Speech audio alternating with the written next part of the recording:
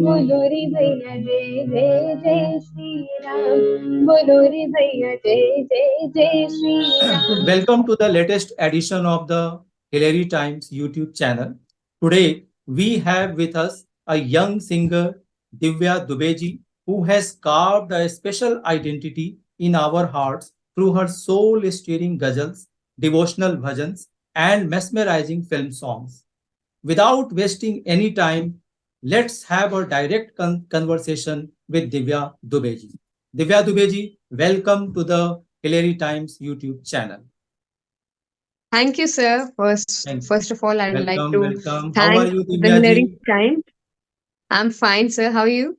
Yeah, I'm also fine. Very nice. So, Divya ji, my first question is, how do you feel coming to our channel, the Hillary Times?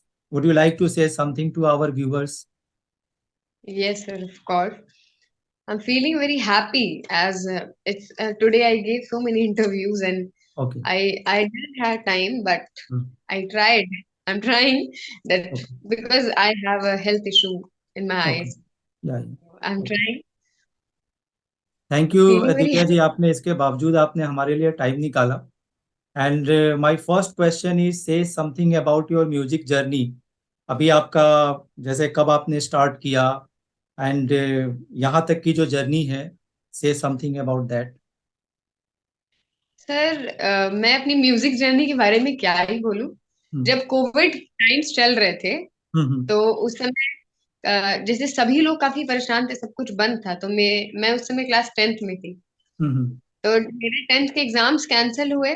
उसके बाद थोड़ा time मिला कि मतलब बचपन से काफी इंटरेस्ट था मुझे म्यूजिक में, लेकिन पढ़ाई और स्टडीज के कारण टाइम नहीं मिल पाता था. तो मैंने सोचा कि अब मतलब जैसे होता है ना कि आपदा को अवसर में बदलना, तो वो मेरे लिए आपदा जो थी वो अवसर में बदल गई. मैंने सोचा कि अब टाइम है. और उसी समय पापा की हारमोनियम थी, पापा मेरे पहले गाते थे, तो उनकी हारमोनियम थी घर में. तो कोविड टाइम्स के लॉकडाउन में ही मैंने गाना शुरू किया. हारमोनियम धीरे धीरे बजाते रहते अब सब कुछ बढ़िया है. अभी भी मैं सीख रही हूँ. मेरे गुरुजी आशीष मिश्रा जी हैं, जो कि साजन मिश्रा जी का नाम आपने सुना होगा, राजन साजन जी का. राजन मिश्रा जी, बहुत. साजन मिश्रा जी.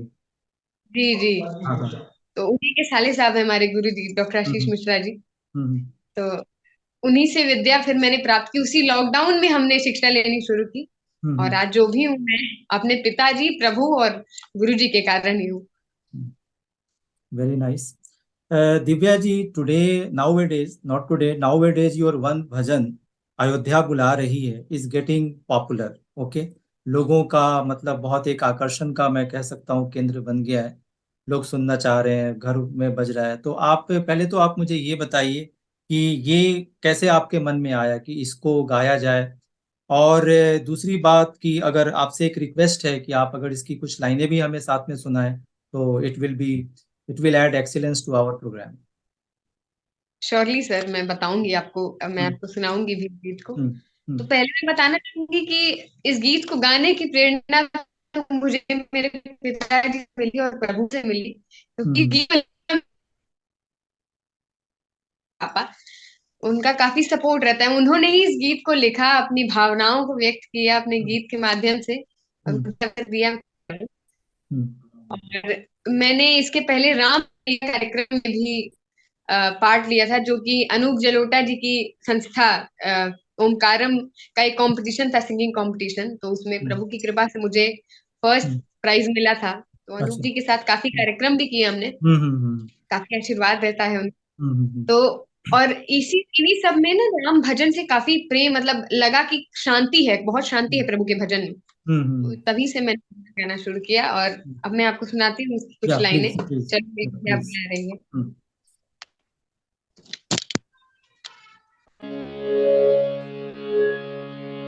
चलो अयोध्या बुला रही है,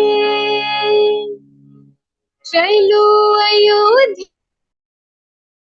है, नेह निमंत्रण पिता रही है. चलो अयोध्या बुला रही है, नेह निमंत्रण पिता रही है.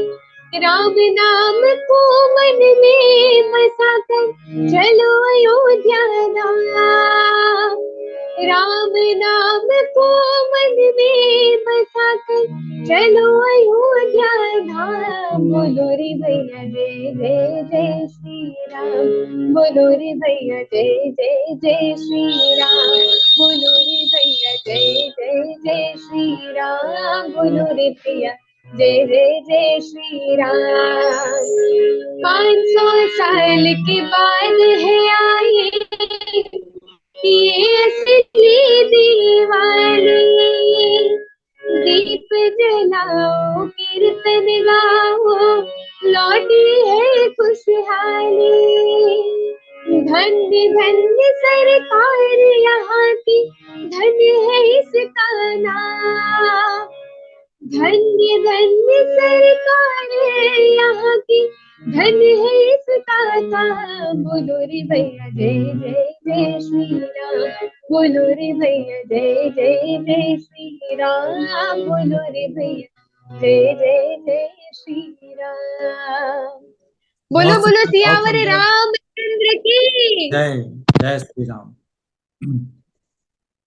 दिव्या जी, तो इस गीत का जी या प्लीज कैरी ऑन। इस गीत में जो सरकार की गई है, तो मैं सरकार, क्योंकि जब सरकार के अंदर भावना ना हो कि ये काम किया जाए, हमारे प्रभु को उनका घर दिलाया जाए, तो कुछ हो नहीं सकता। इस सरकार जो है, माननीय मुख्यमंत्री योगी जी और माननीय प्रधानमंत्री मोदी जी का धन्यवाद देना चाहूंगी कि हमारे प्रभु उनका घर मिला और उन्होंने चाहा मिला। जी बहुत अच्छा। Divya ji, my second question is कि अभी आपने थोड़े दिन पहले वाराणसी में जो गंगा आरती जो प्रोग्राम हुआ था, गंगा महोत्सव, तो उसमें आपने अपनी प्रस्तुति दी थी, तो आपका एक्सपीरियंस कैसा रहा? Please share your experience with us. Sir, Ganga महोत्सव जो काशी सांस्कृतिक महोत्सव हुआ था, उसमें जो प्रधानमंत्री मोदी जी ने होस्ट किया था, जिसको मतलब जो वहां आए थे गेस्ट, उसमें भगवान की कृपा से मुझे फर्स्ट प्राइज मिला था। वाराणसी में मैंने टॉप किया। तो उस कार्यक्रम के जो विजेता थे, जो एज अ टॉप रैंकर्स थे, उनकी प्रस्तुतियां होनी थी। तो गंगा महोत्सव में मुझे चांस मिला कि मैं परफॉर्मेंस दूं, और काफी अच्छा रहा कार्यक्रम। गंगा महोत्सव में जो हमारे साथ के भी कलाकार थे, जो हमारे साथ गए थे, और बनारस की जो जनता होती है बहुत मिजाजी होती है, बहुत बहुत साथ देते हैं लोग यहाँ के। और फिर सब कुछ दशाश्वमेध घाट, जहाँ की गंगा आरती होती है, उसी घाट पे हमारा कार्यक्रम था, और आनंद आया उस कार्यक्रम में।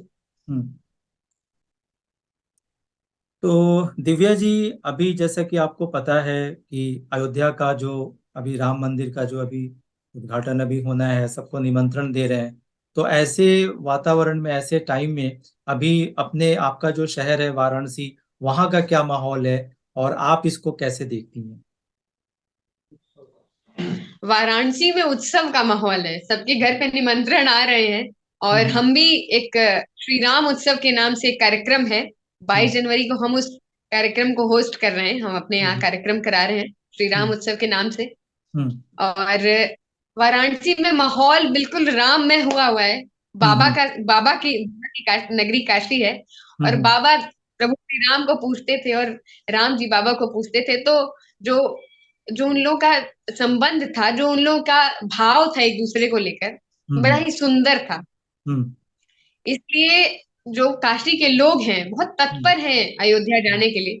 लेकिन हमारा ये कहना है कि अयोध्या में जितनी भीड़ है, और जो सरकार कह रही है कि वहां अभी अभी जाने लायक नहीं है, क्योंकि वहां इतनी भीड़ है, सरकार भी कह रही है कि कुछ दिन बाद दर्शन किए जाएंगे, और लाइव प्रसारण तो होगा ही वहां का।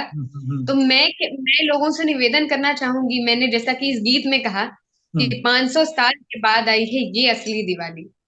तो हमारे श्री राम जब वनवास से लौटे थे, तो अयोध्या वासियों ने दीप जला के दिवाली मनाई थी। तो वैसे ही हमारे प्रभु श्री राम लौट तो आए थे वनवास से, लेकिन वो टेंट में थे अभी तक। तो असलियत मेरे हिसाब से उनका वनवास अब खत्म हुआ है, जब उनको उनका घर मिला है। तो हमें इस उत्सव को, प्रभु श्री राम को जब उनका घर मिला है, इसे हमें दीपावली की तरह मनाना चाहिए, हमें दीप जलाने हैं, अपने अपने घरों में रहकर हम उत्सव मनाएं, इसको एक त्योहार का रूप दे दें, तो बहुत अच्छी बात होगी। मैं बस यही कहना चाहूंगी। यंग जनरेशन के लिए क्या मैसेज है? एक चीज जो आपने अभी थोड़ी देर पहले कहा कि जब कोरोना का टाइम था, आपने उस क्राइसिस को आपने अपॉर्चुनिटी में कन्वर्ट किया। आजकल जबकि हम देख रहे हैं कि जो यंग जनरेशन है वो बहुत जल्दी डिप्रेशन में आ जाता है, ऐसे लोगों के लिए तो आप एक इंस्पिरेशन का सोर्स हैं, या आपने क्राइसिस को भी आपने अपॉर्चुनिटी में कन्वर्ट किया और करके दिखा दिया। तो आप यंग जनरेशन और ऐसे लोगों के लिए क्या मैसेज देंगी, कैसे उनको क्या कहना चाहेंगी? उसी जनरेशन में मैं भी आती हूँ, या और रियली।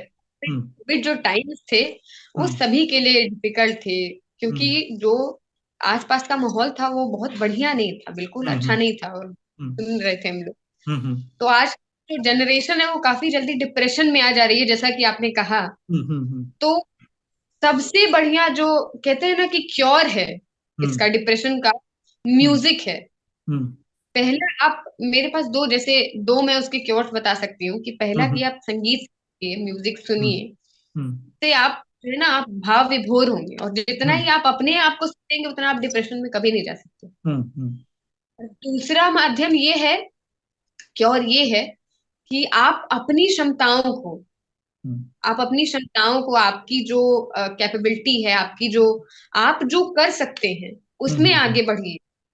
ये नहीं कि मतलब, जैसे इफ यू जज a fish bye it's capability of climbing a tree, it will spend it whole life in thinking that I can't climb a tree.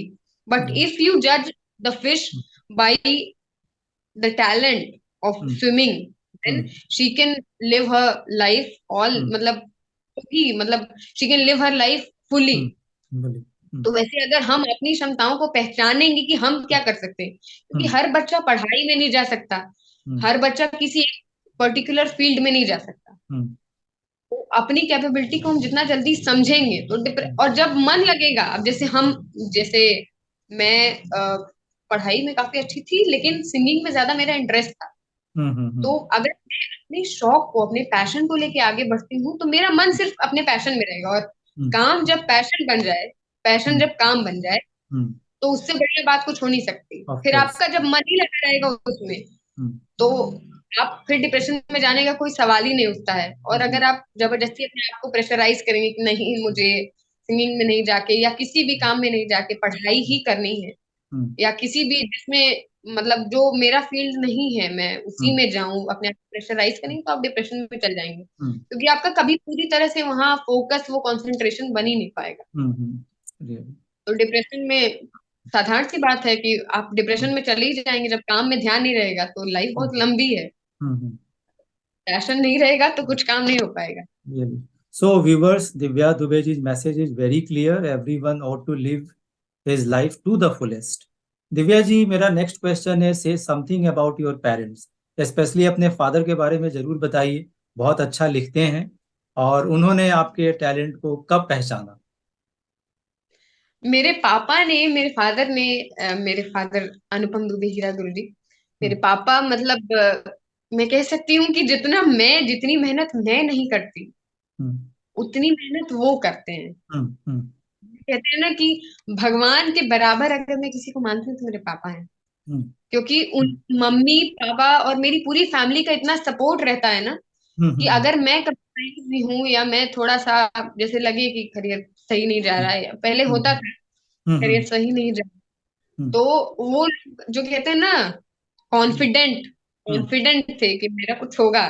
तो जो कॉन्फिडेंस आया, या फिर जो भी हूं मैं, वो उन्हीं।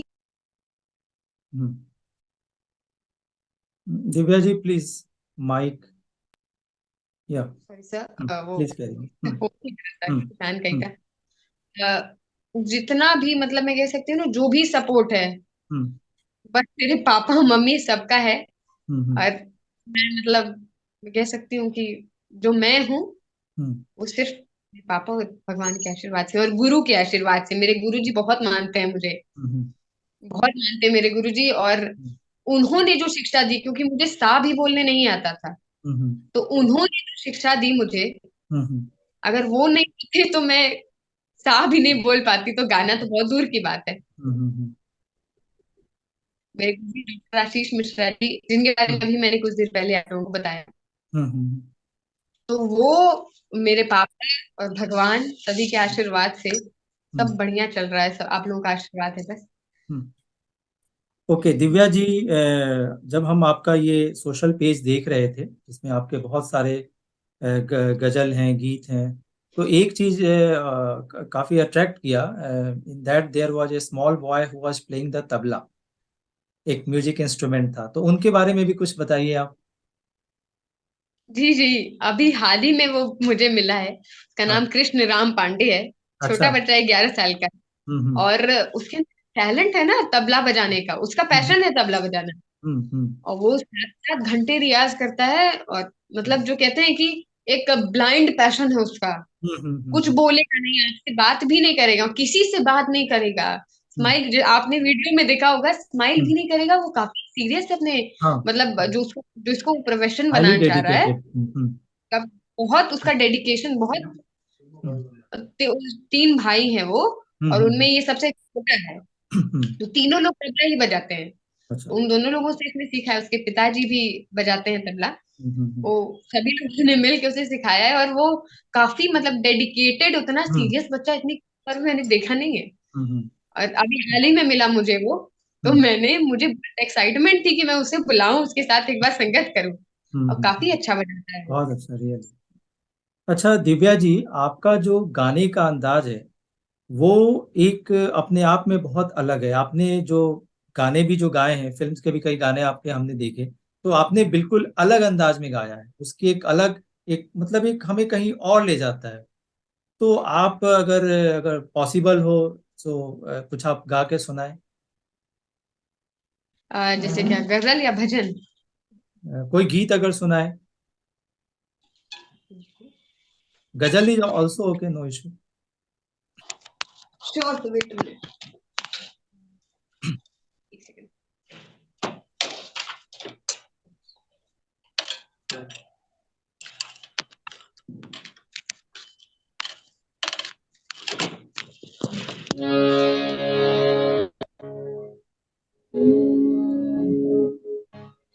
साथ छूटेगा कैसे मेरा आपका, साथ छूटेगा कैसे मेरा आपका,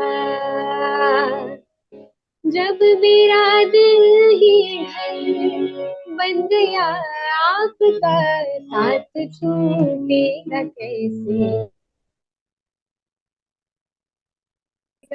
कैसे मेरा आपका, आप आए बड़ी उम्र है आपकी, आप आए बड़ी उम्र है आपकी, उम्र है आपकी, बस अभी नाम मैंने लिया आपका। तो जैसा कहा गया है कि आप आए बड़ी उम्र है आपकी, तो इसमें कि हम आपकी हर चीज से प्यार कर लेंगे, हम आपकी हर चीज से प्यार कर लेंगे, आपकी हर बात पे एतबार कर लेंगे। बस एक बार कह दो, बस एक बार कह दो कि तुम सिर्फ मेरे हो, हम जिंदगी भर आपका इंतजार कर लेंगे। आप आए बड़ी उम्र है आपकी, मेरे धनी पापा धा मामा धा मामा गगरे धा मामा गगरे धा मामा गगरे सा, आप आए बड़ी उम्र है आपकी, उम्र है आपकी, बस अभी नाम मैंने, बस अभी नाम मैंने लिया आपका, बस अभी नाम मैंने लिया आपका, जब मेरा दिल ही बन गया आपका, जब मेरा दिल ही घर बन गया आपका साथ, छूटेगा कैसे मेरा आपका।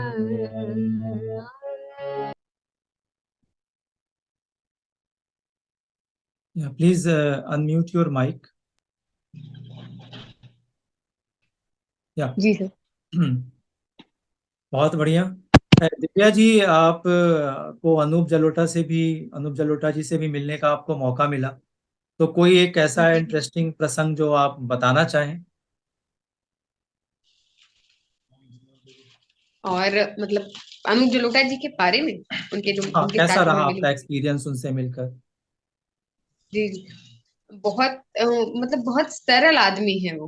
हम्म जितनी उनकी एज है, उनके में जो तेज है, जिसे मैं हम्म कहूंगी, हम्म वो जब गाते हैं ना तो आसपास के लोग में वो सच में वो जो भजन का भाव होता है। हम्म क्योंकि अभी जब दुर्गा कुंड हमारा हमारा उनके साथ जब मैं गई थी कार्यक्रम हम्म करने, यहाँ दुर्गा कुंड वाराणसी में हम्म सिद्ध पीठ है हम्म दुर्गा कुंड, हम्म वहां पे मेरा कार्यक्रम था। तो मैं उनसे मिली, मतलब उसके पहले भी मैं कई बार मिल चुकी थी, लेकिन वहां जब वो गा रहे थे, वो उनके पास ही बैठी थी, हम्म तो जो भाव होता है एक भजन में, हम्म वो भाव उनके चेहरे पे दिखता है। जो उन्हें हम्म कहते हैं ना भजन सम्राट पद्मश्री अनूप जलोटा जी, हम्म वो भाव उनके चेहरे पे दिखता है। हम्म बहुत बहुत सरल आदमी है, बहुत बहुत सरल है। हम्म मुझे बहुत मानते हैं, हम्म और अपनी बेटी की तरह मानते हैं मुझे अपने। हम्म। आज की डेट में तो आपको पूरी दुनिया मान रही है, आपको भी और आपके कला को भी। अरे सर, अ, अच्छा है बस। Divya ji, actually time is not letting me to move forward, और अगर यस जाते जाते अगर आप एक राम जी का एक अच्छा सा एक और भजन सुना दें तो अच्छा रहेगा। गजल है मेरे पिताजी की, अच्छा, प्लीज प्लीज अगर गो अहेड। चाहे। इस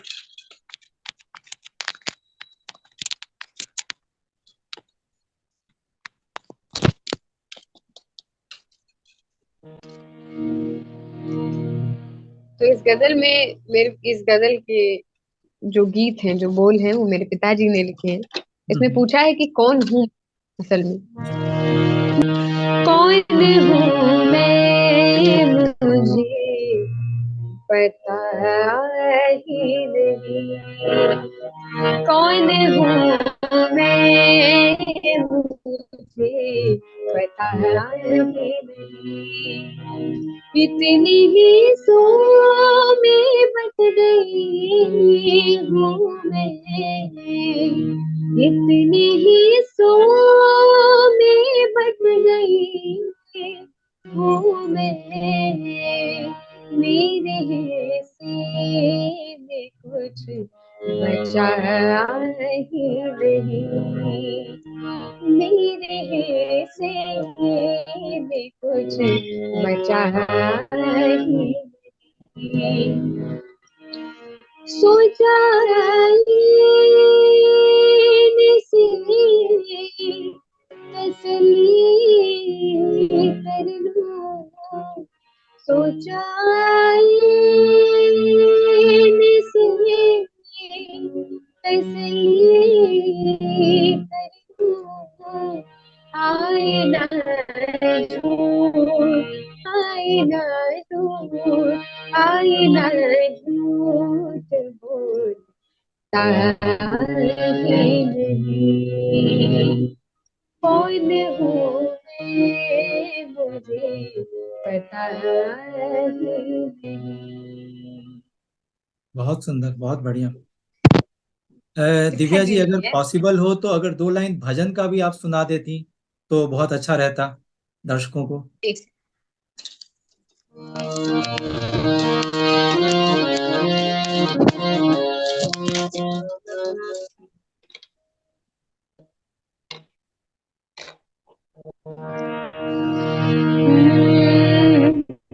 बजरंगी बजरंगी लाए खबरिया, आए राम नगरिया, बजरंगी लाए खबरिया, आए राम नगरिया, राम नगरिया, आए राम नगरिया, राम नगरिया राम नगरिया राम नगरिया राम नगरिया बजरंगी बजरंगी लाए खबरिया आए राम नगरिया बजरंगी लाए खबरिया आए राम नगरिया दीन बंधु रघुपति कर किंकर सुनत भरत भेटे उठ सादर नैन श्रवण निज कुल गीत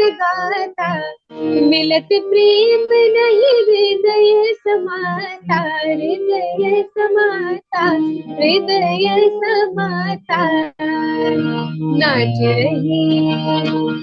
रही कौशल नगरिया आए राम नगरिया नाच रही कौशल नगरिया आए राम नगरिया।